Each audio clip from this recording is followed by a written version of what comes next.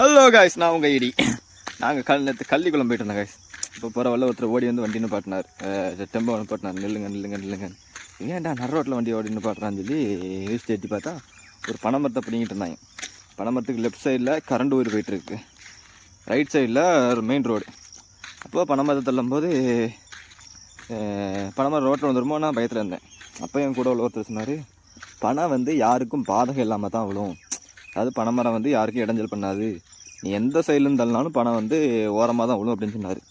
நானும் பார்ப்பேன்ட்டு video on பண்ணி video எடுத்தேன்.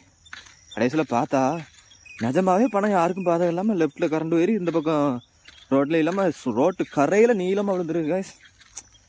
இன்னும் நான் கூட அவர் சொல்லும் போது நம்பலை, சும்மா அடிச்சு விட்றா விழுக்க அப்படின்னு நினச்சேன். அப்படி தான் இருக்குது. உண்மையில பணம் யாருக்கும் பாதகம் எனக்கு தான் விழுமா, எந்த ஆங்கிலேருந்து முடிச்சாலும் அப்படி தான் விழுமா? உங்களுக்கு அது தெரிஞ்சுனா கமெண்ட்டில் சொல்லுங்கள். இப்படி ஒரு லைக்கை போட்டுப்பாங்க. பார்க்குற யாருமே லைக்கை போட மாட்டேங்கிறியா, நீங்களாவது ஒரு லைக்கை போடுங்க.